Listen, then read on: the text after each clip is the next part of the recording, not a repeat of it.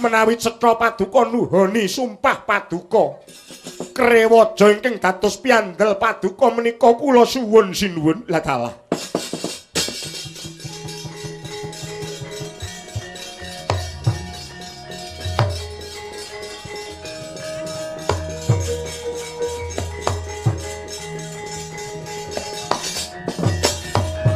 Narpati Karna wis ayun-ayunan mungguing rata manik rumangsahing rananggono ya jagat mangestu karo wayah Bathara Jagat lah dalah. Krewaja iku ageming senopati ingkang magut ana ing palagan suprandene iki ana pendhita yen tak sawang brahmana mono mestine wis mungkur saka jagating kedonyan. Wis ngungkurake bangsaning tos mbalung wuleting kulit guna kasekten lan kaprawiran. Kudune wis adoh marang babakan kaya mengkono iku nanging aja mbok kira Prabu Karna ingkang bakal lincat ing janji. Iki wanci tengah Surya mandher tengange wancine Prabu Karna ngulungake apa wae ingkang dijaluk dening liyan. Mara gagit jupuken dhewe aku tak weruh katiasaning Bathara Indra. Oh.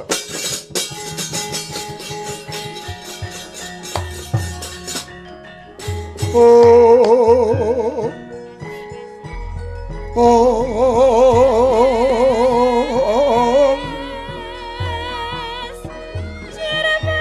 Dewa Sukata marang soreng prangutan nyarunari ngentanu ing ngawiyat naradha ngepalani Jawata.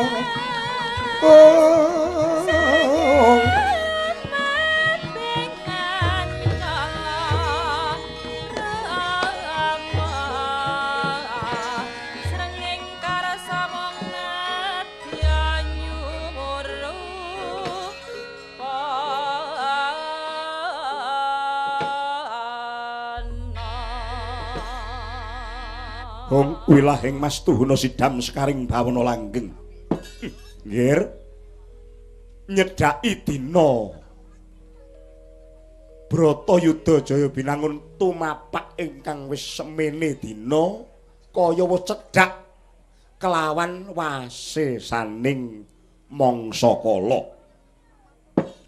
Jebul Pratitis ucapira Narpati Karna Basusena nganti jeneng sira Waskita anggonira nandhokake pramana jati panjenengan ulun Bathara Indra ya Sang Hyang Sakra ingkang ijwantah sesinglon pandhita ingkang sayektine ulun kejibah bakal ngukut bali pusaka kadewatan kawaca ingkang sira rasuk ana dadanira mapan ana sakjroning kulit sakjabaning daging ingkang minangka dadi andelira. Blokang saka iku kaki nyatane sira wis sumanggem aja ndatak nganggo lincat ing janji tumuli ulungna marang panjenengan ulun. Kula sampun matur ngajeng bilih kula mboten badhe angowel miwakang grundel dhateng barang darbek kula. Ternyatanipun Karna linahiraken brol wonten ing alam donya menika kula mboten gadahi menapa-menapa kejawi namung gesang. Mila pukulun kula pitaya dhateng badan kula piyambak. Kula namung pitaya dhateng badan kula piyambak. Sampun tinarka menawi Karna Basusena kula badhe grundel. Monggo kula aturi ngukut. Menawi perlu jiwa raga kula sepisan kula aturaken. Karna ulun mung saderma nindakake dawuh. Maragake sawejo diri samapta ing gati. Ulun ingkang bakal ngrakit Jala Sutra tampar kencana.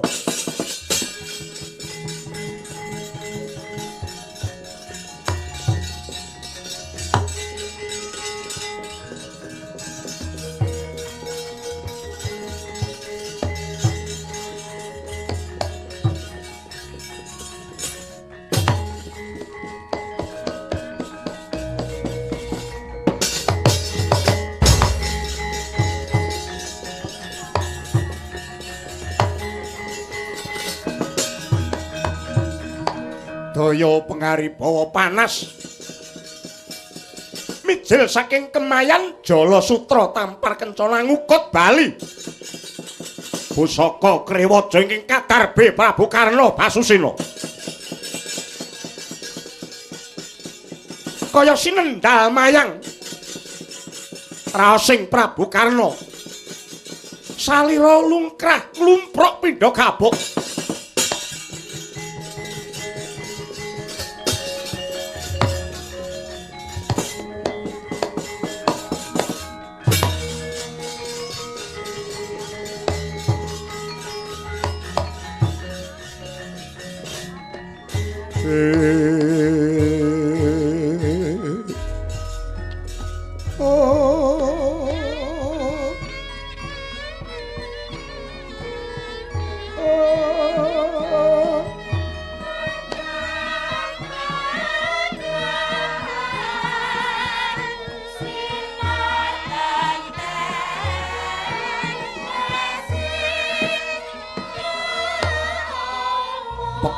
dedet limenganing gegana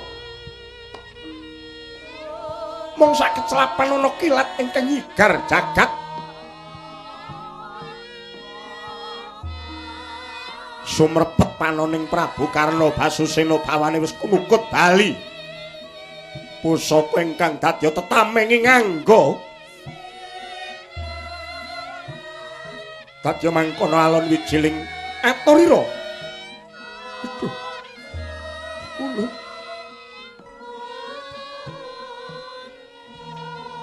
ngartos ing batin kula ngaturaken barang darbe kula kunjing ngarsa paduka bukulun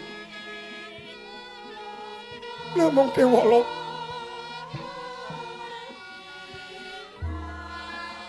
menawi pancen dewa menika tumindakipun mekaten menawi Jawata menika lajeng boten adil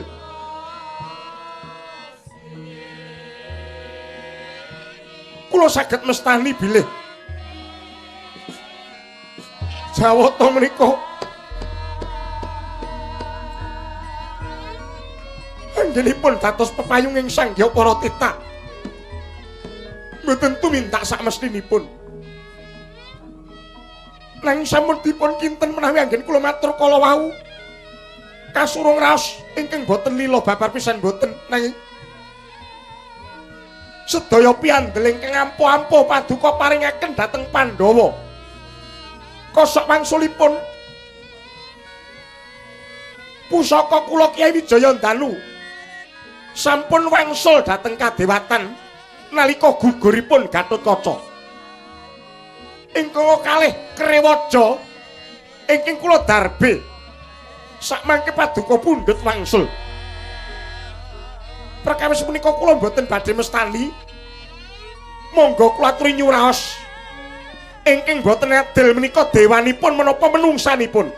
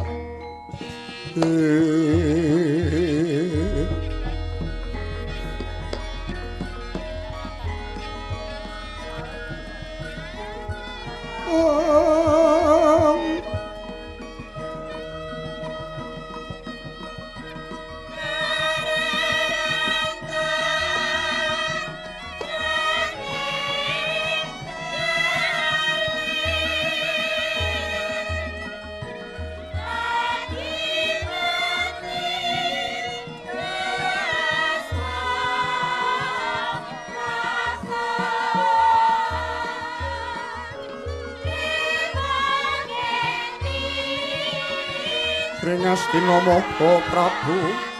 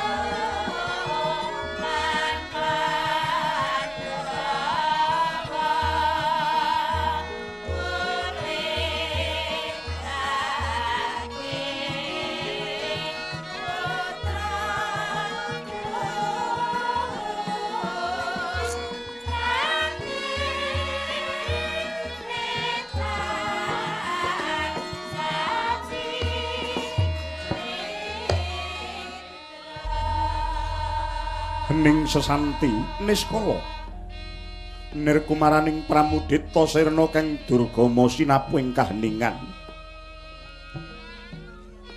kaya mangkono pujining para brahmana resi Wipra Sewa Segata miwah para nimpuna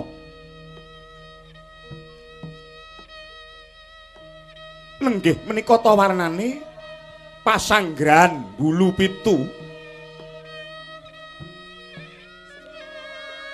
nglangutan papagut ana tenda ingkang tinuwak dening talining prau sak lengen gedene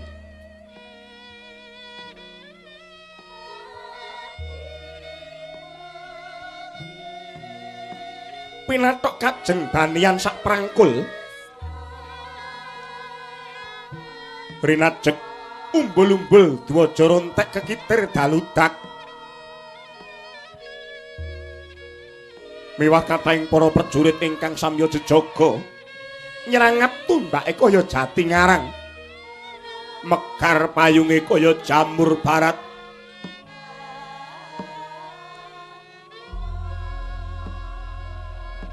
mriyem Kyai Duda Kyai Denda ngaglah larasing Kalantaka katujokaken dhateng papaning mungsuh nenggih pesanggrahan Hupalawiya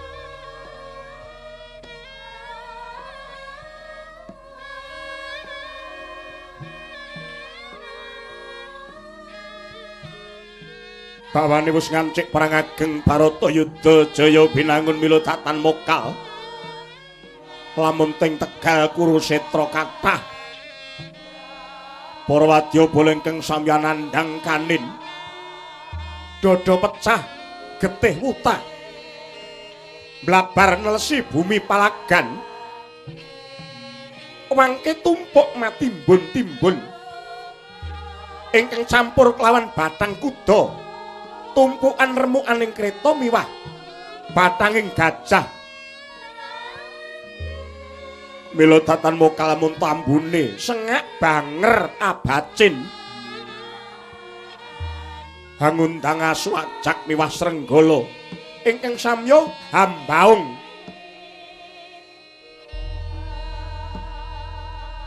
pating glerah pating glereng samya rebut memangsan kunarpa ingkang mapan aning pasanggrahan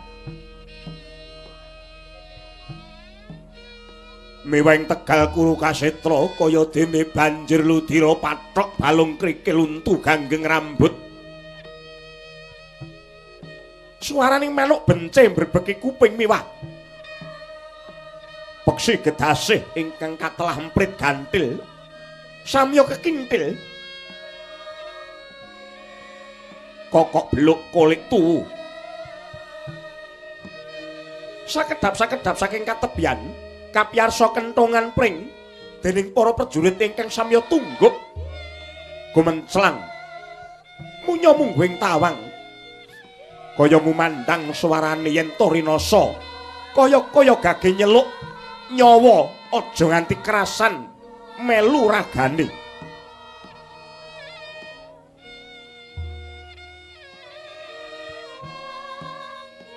Sinten to ingkang lenggah amung kawis tinggalan jetung kewalan nenggih Nata Agung Astina Prabu Suyudana ya Prabu Kurupati ya Risang Jayapitana.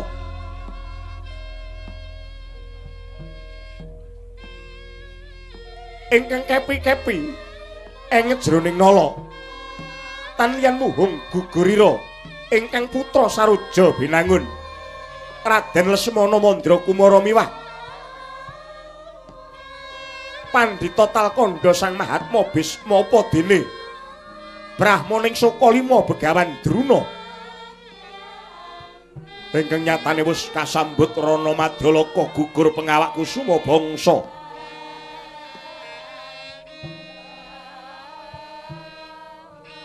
Kawis tinggal ingkang mungguing ayun ingkang Rama Mara Sepuh nata ing Mandaraka Prabu Salya ingkang nganggung cecaketan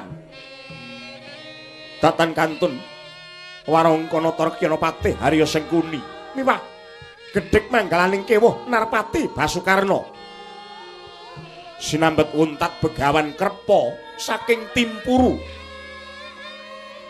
miwah ingkang putra Bambang Haswatama dadi mangkono pangrucitaning galih.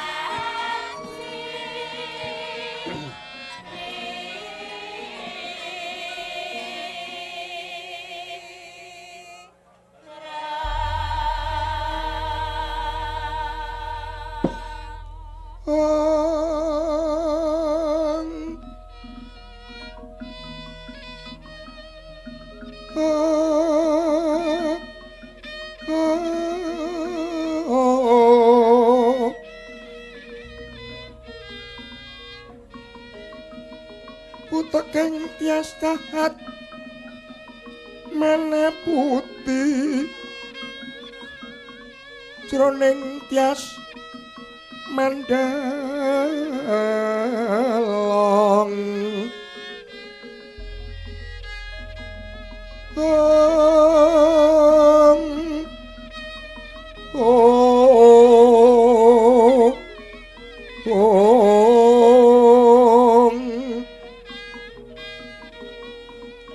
ler pecatoyet maneh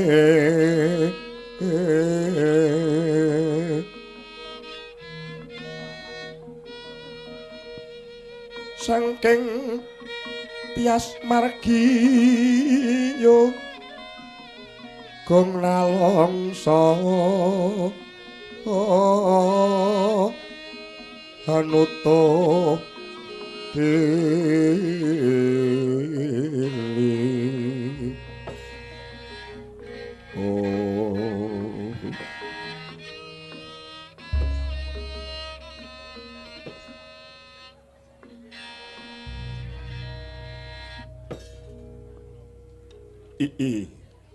jagat wasisaning Bathara. Kulun nuwun sewu Tonggir anak Prabu. Awon tanpa rupi pun Bapa ing Mandaraka wonten ngriki menika kacariyos tinuwa tuwa lan tinuwi-tuwi.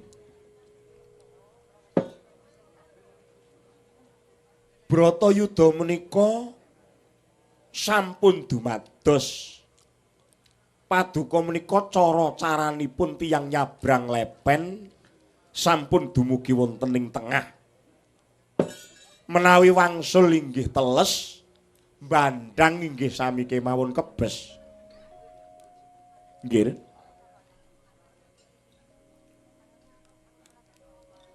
kula wawas wiwit kala awenjang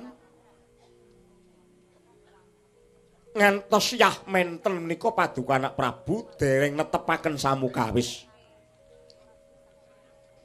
Mongko saya celak unggianipun wiwiting perang ageng Bratayuda Jaya Binangun ing dinten menika. Menawi anak Prabu menika getuni ingkang sami gugur wonten madyaning pabaratan lajeng menapa ginanipun.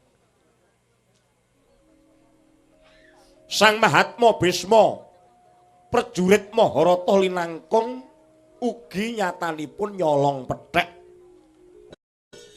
Sedanipun namung kaliyan tiyang estri ingkang nami Wara Srikandhi. Begawan Durna menika gurune wong perang. Ulah kridaning Warastra Debya ngembat watang ulah gada menapa dene prigeling anggelar baris menika menawi sampun Durna menika sampun tek nanging nyatanipun ingkang Maha Agung ngeparingaken mekaten ngukut jiwanipun Begawan Kumbayana wangsul wonten ing pangayunanipun lumantar Bratayuda nggih. Upama kula menika sedih inggih susah merga kula nggih kelangan putu.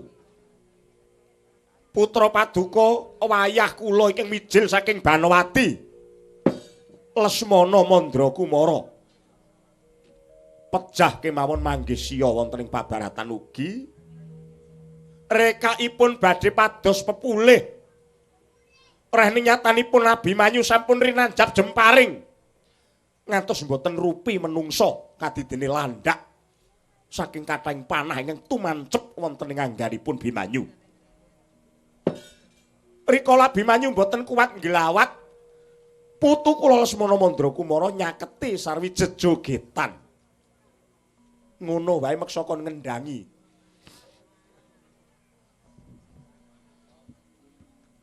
Kula nggih gumun setahun jembleng srendeng kal putu kula setunggal menika. Wong perang kok dadak nganggo godril. Nanging ora lidhok ujare si Daplok. Bareng nyaket unggianipun Abimanyu sarwi sesumbar nguwuh-uwuh. Awit piyambakipun pitaya sawetahipun bilih Abimanyu ingkang sampun boten saged nglawat kala wau ora wurunga dipun tigas gulunipun dening Lesmana tartamtu boten badhe saged bangga. Ning nyatanipun menapa? Abimanyu ketingalipun setengah pejah tasih saged grayah-grayah bedol panah ingkang tumancep wonten ing dadanipun kanthi sakiyatipun dipun uncalaken tembus jantung walikatipun putu kula Semana Mandrakumara ngaten kemawon panahe isih bablas memburi gondol nyawa pitu. Jobi. Menika kawonten kegiatan ingkang nyatanipun ingkang maha kuwasa menika adil ing samukawisipun. Nggih. Titaing Gusti ingkang Maha Nasa menika inggih ingkang wujud menungsa, inggih ingkang wujud kewan, ingkang wujud kayu watu. Menika sedaya sinandangan saking kaparinging dat yen menungsa uripe niku siji dikanteni urip, loro wujud banjur karep, banjur rasa tumuli bebrayan. Urip tegese uripe menungsa menika namung dagang tuna andum bathi. Nek tuna sing dibakul apa, nek bathine sapa sing didum, jer wong urip niku tanpa pawitan. Pawitane nggih mung urip. Banjur wujud. Kojur mujur sakderma nglakoni bungak susah wis kulina. Wong urip kuwi apa butuhe? Entek-entekane mung lampus terus ngoyo-yo niku ajeng golek napa? Karepe menungsa ana rong perangan, mulur karo mungkret. Nek keturutan karepe diulur. Wis sugih kurang sugih, wis mbrewu kurang mbrewu, wis sekti kurang sekti.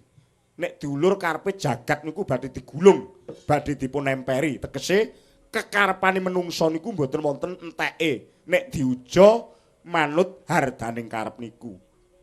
Ning diungkret menyang endi wong kuwi anane nek wis kebentus kesandung rata kabentus tawang entek-entekane mung mupus ing pepesthen mula diungkret eling marang jejering urip yen to besok niku bakale mung dikukut bali banjur rasa menungsa menika kedunungan rasa nanging aja digathukke rasane Prabu Salya karo rasane Begawan Krepa, luwih-luwih karo rasane Sengkuni. Ampun dipadhakke. Salya duwe rasa dewa. Salya duwe rasa ingkang sajajar. Wis tak lakoni kabrahmanan wiwit kula suwita dhateng maratuwa kula. Begawan Bagaspati rumiyin. Dadi ampun digathukke Sutanaya dadap waru. Gatiniti niku mboten badhe gathuk. Banjur bebrayan. Wong urip bebrayan niku mung netepi dharma. Dados kenging menapa Paduka Anak Prabu ngantos njetung ing penggalih. Nyatanipun jaman Nalendra Ndarawati prapta wonten negari Ngastina. Njabel Praja Ngastina nalika semanten wis ora kurang-kurang wong tuwa-tuwa padha ngelekake nanging wegah nampa warah nampik pitutur becik Paduka pilaur nyabrang Bratayuda Jaya Binangun mula dadine nggih ngeten iki. Niki undu-unduane wohe wong sing ora kena dielekke nggih kados ngaten niku. Lajeng kewan menawi kewan menika namung wujud urip kalau karep. Wujud-wujude wis cetha. Blegere nek celeng ya celeng, nek macan ya macan. Uripe kewan wis genah. Ning kewan kuwi duwene mung karep, karepe kewan mung mangan karo sanggama. Nek lanang karo wadon, wadon karo lanang. Kuwi kewan. Banjur kayu wujud karo urip. Wujute kayu ngrembuyung. Uripe wis genah. Ning dheweke ora duwe rasa. Mula ora iso sambat. Nyatane dipecok, dipethel, dirubuhke, ora bakal ana ingkang sambat bengok-bengok. Lan uga ora duweni karep apa-apa, karepe mung urip. Mula ana kayu gedhe ana pinggir dalan ya ora bungah, mapan ana ing tengah alas gedhe, kayu kuwi ora bakal susah. Menawi sedaya menika Paduka ora arik wonten telenging sanubari, kinten kula mboten wonten sisaning umur menika badhe ngawontenaken gela ing salebeting raos wontenipun namung sumarah dhateng purbaning dat kang murweng dat sernyatanipun menungsa menika namung netepi darmaning agesang nggih. Hanjarah ingkang Puspitarum kasiliring samirana mri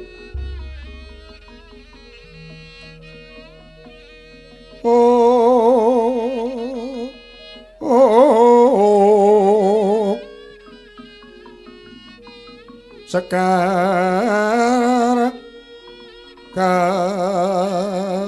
kadung ko ngas kandanyo